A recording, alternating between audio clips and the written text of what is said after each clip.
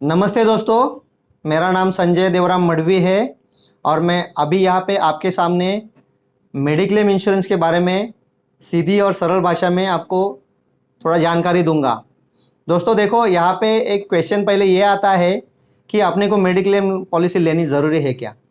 तो दोस्तों मैं यहाँ पे बताना चाहूँगा कि आज आपने पास अगर मेडिक्लेम पॉलिसी नहीं है और अपने को 2 या 5 लाख का खर्चा आता है तो अपने पास ऑप्शन क्या रहेगा। एक तो अपने को अपना एफडी तोड़ना पड़ेगा या अपने को अपने पास जो जेवर है वो अपने को बेचने पड़ेंगे, या हो सकता है किसी को बड़े केस के इसमें अपने को प्रॉपर्टी भी अपने को बेचनी पड़ती है दोस्तों। तो ऐसा टाइम नहीं आने के लिए कम से कम प्रीमियम ने एक कंपनी ने अच्छा प्लान में मेडिक्लेम पॉलिसी प्रोवाइड की है ताकि बड़े से बड़ा खर्चा आपको बोझ न पड़े।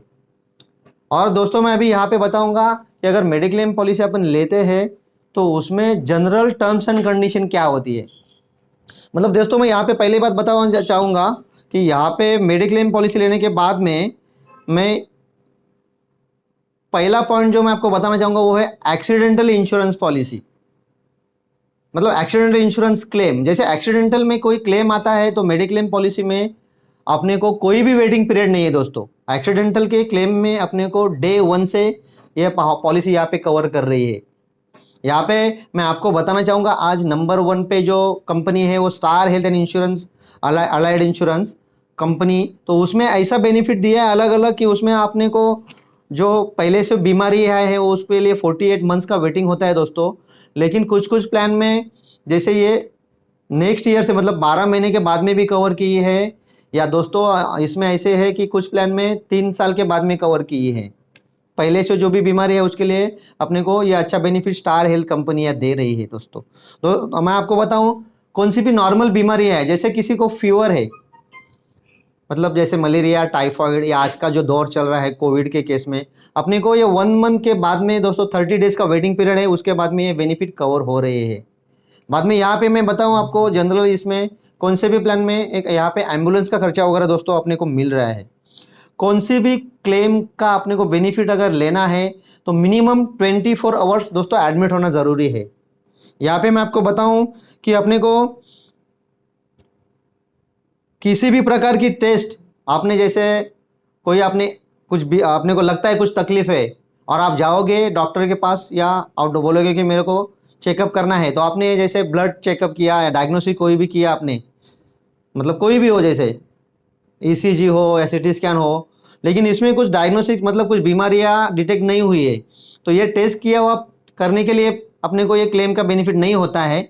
लेकिन अगर ये टेस्ट आपने की और आपको अगर कोई बीमारी या कुछ डिटेक्ट होती है तो कंपनी ने बेनिफिट दी है कि अपने को एडमिट होने से पहले का, जिसको अपन प्री हॉस्पिटलाइजेशन करके बोलते हैं, उसका 60 डेज तक का खर्चा कंपनी प्रोवाइड कर रही है। बाद में अपने को ये पॉइंट में बताना चाहूँगा पोस्ट हॉस्पिटलाइजेशन डिस्चार्ज होने के बाद में दोस्तों यहाँ पे 90 डेज तक का खर्चा कंपनी कवर कर रही है दोस्तों। यहाँ पे मैं आपको और बताना चाहूँगा कि परमानेंट एक्सक्लूजन दोस्तों ऐसी कुछ बीमारियाँ है जिसके चलते अपने को ये अपने को कवर नहीं होता है। मैं आपको बताऊं जन्म से ही किसी को अगर कोई बीमारियाँ है तो किसी भी पॉलिसी में कंपनी कवर नहीं करती है कोई भी कंपनी। बाद में यहाँ पे बताऊं मैं कॉस्मेटिक सर्जरी या टॉनिक या जनरल वीकनेसेस है, या किसी ने सुसाइड करने का प्रयास किया और उसको हॉस्पिटलाइज होना पड़ा तो भी कंपनी इसमें कवर नहीं देती है दोस्तों।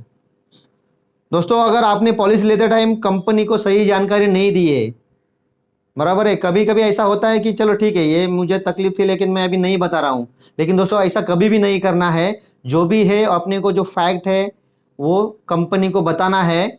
ऐसे अभी कंपनियां नॉर्मल करके किसी को भी पॉलिसी रिजेक्ट नहीं करती है, तो आपको जो भी है केस में बताना है। अगर ऐसा मालूम पड़ा बाद में कंपनी को ये इसने जो भी ऑपरेशन वगैरह हुआ था या इसके हैबिट से या वेट वगैरह हो जो अगर आपने गलत लिखा रहेगा तो कंपनी ये क्लेम रिजेक्ट भी कर सकती है या आपकी पॉलिसी कैंसिल भी हो सकती है दोस्तों। यहाँ पे दोस्तों पॉलिसी जब आप रिन्यू करते हैं तभी ग्रेस पीरियड होता है। मतलब नॉर्मल कोई प्लान में 30 डेज का ग्रेस पीरियड है और पॉलिसी एक्सपायर होने के बाद में अगर ग्रेस पीरियड है आपने पॉलिसी रिन्यू नहीं की है, उसी के बीच में पॉलिसी रिन्यू करने के बीच में अगर आपको कौन सी बीमारी अगर होती है तो उसका आगे चल के आपको कभी भी बेनिफिट नहीं मिलेगा। और कंपनी डिसाइड करेगी कि आपको पॉलिसी रिन्यू करा के देनी है या नहीं देनी है।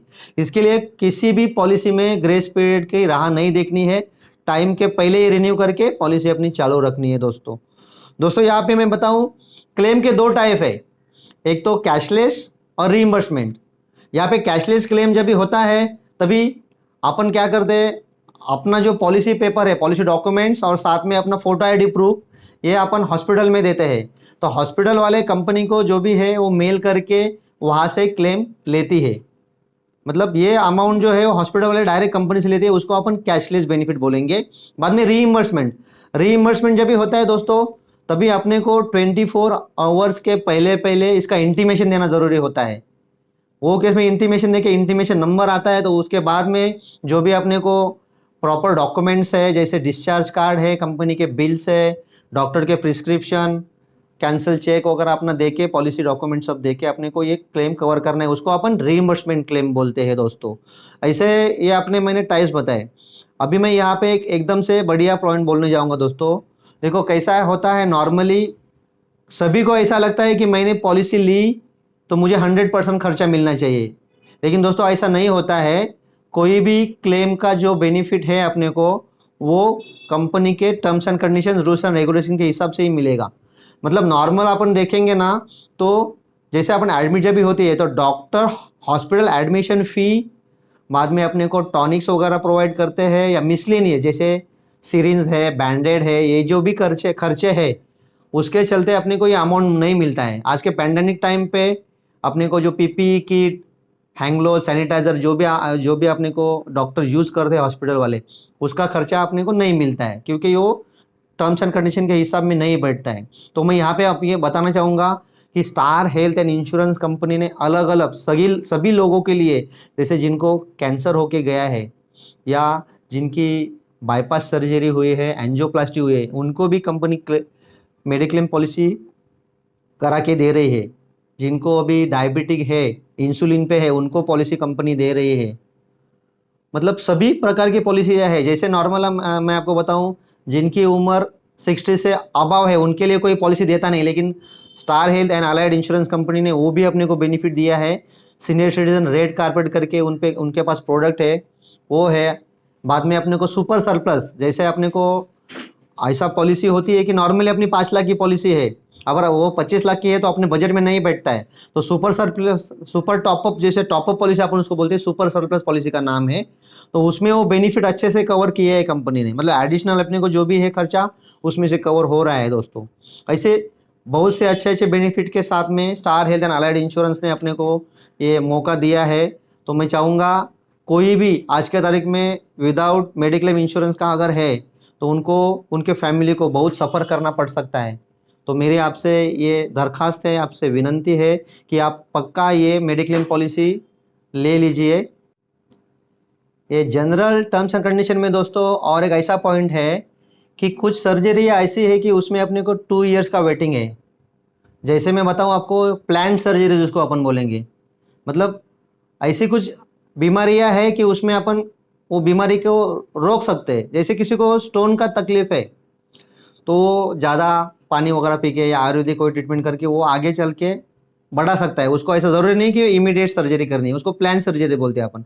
ऐसी कुछ बीमारी है, उसके लिए 2 इयर्स का वेटिंग है। जैसे मैं आपको बताऊं, कैटरैक्ट, थायराइड, हर्निया, बाद में अपना पाइल्स है, फिस्टुला है, फिशर है, बाद में गाल ब्लैडर स्टोन है, या अपना किडनी स्टोन है। ऐसी जो प्लान सर्जरी जिसको अपन बोलते हैं, ये अपने को 2 साल के लिए वेटिंग पीरियड है इसका दोस्तों। ये 2 साल के बाद में कवर होती है। तो ऐसे अच्छे अच्छे कुछ पॉइंट्स हैं, और आपको डिटेल अगर चाहिए तो आप कांटेक्ट कर सकते हो। Thanks a lot, thank you very much दोस्तों।